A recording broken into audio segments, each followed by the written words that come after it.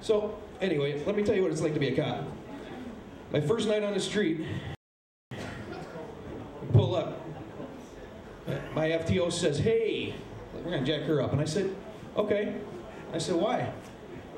He said, she's a prostitute. I looked, thought about it a minute, looked again. And I'm thinking, you know, when I thought prostitutes before I became a cop, I'm thinking, you know, Vegas showgirls and, you know, hot women, you know. I'm like, no, she's not. It's like, yeah, she is.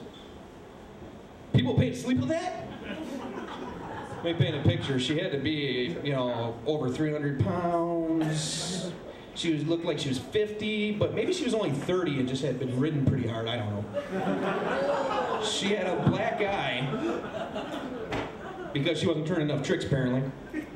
And she had a cold, so the whole time we're talking to her, she's, you know, and I'm like, hey, what are you doing out here? I'm just trying to turn some tricks, but I'm not having any luck. I said, did you try not standing under the street light? Just a little bit, please.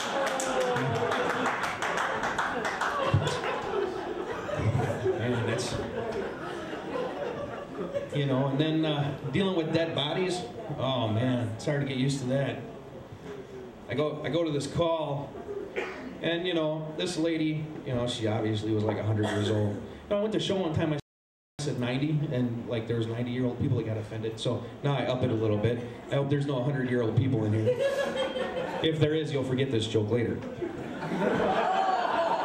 So I go there, and the fire department's working on her. And I mean, let's be for real here. Father Time obviously had a hand in this. You know, it looked like she had one foot in the grave and she just slipped in, you know. And I mean, I call my boss and say, hey, you know, I got this dead body here. And he's like, oh, did you check the body for signs of foul play? And I said, unless we want to arrest Father Time, I think we're okay on that. Oh, you really got to check the body. Let me paint you a picture. Let's imagine, shall we? You can close your eyes if you want to for this, but you don't have to.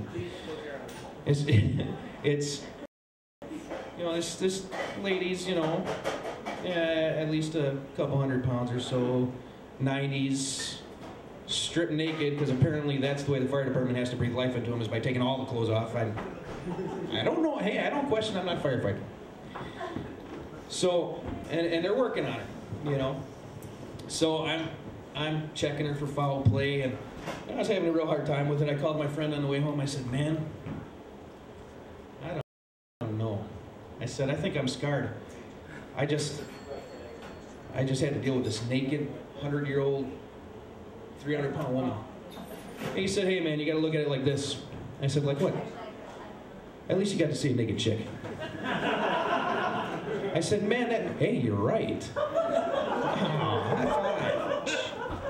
Nice.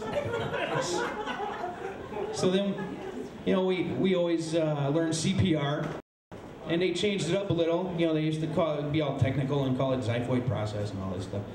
But apparently they wanted to simplify it for us. I don't know if they thought, you know, we couldn't handle that technical terminology. They said to go between the nipples. And working the way my mind does, because I ask the questions nobody else does,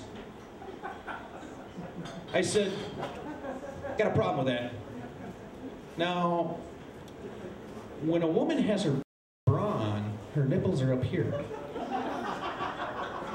When it's off, they're a little bit lower, and when they're 80, it's down here. So where are we going to do these compressions? And God forbid they have a third nipple, because I don't carry a protractor in my pocket. I can't. So, anyway, you know, I used to, you know, I talk to my friends a lot. I have to learn all these technical terms in the police department. You know, I used to be called a caker, and you know, I used to, you know, my friend Reggie used to say, I gotta go get that cookie, and I was like, oh, hey, he's eating a lot of pastries. I don't know what's going on here. And I started finding out that meant that he's, you know, hanging with his woman, getting lucky and stuff like that. You know, I said, wow, cookie, caking. I started eating a lot of pastry, thinking I was gonna pick up some ladies. Cakes and, all right, we'll throw that one out. Scratch that one off the list. We'll get rid of that one here. All right. What are you gonna do? All right.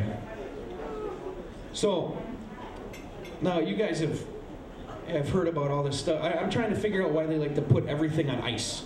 You know, you got Dora on ice and Disney on ice, and you know, they just had the High School Musical, and now they have High School Musical on ice already.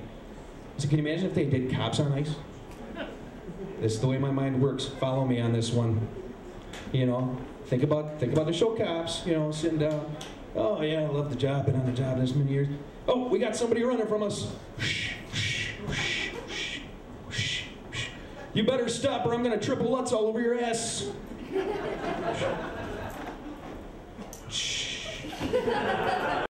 There you go. You got that one there, didn't you? So, anyway, we're getting ready to have a new president. Getting ready to have a new president out there.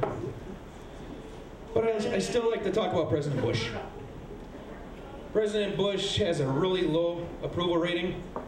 I think he could have raised it if he would have just tried one little thing. When they went over to Iraq and couldn't find the weapons of mass destruction, should have gone something like this. Hey, I thought there were supposed to be weapons of mass destruction around here. Yeah, I really don't see anything. Holy shit!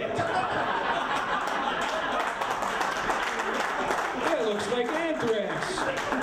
We found the anthrax. Let's go get Saddam Hussein. He's under arrest. Thank you very much, everybody.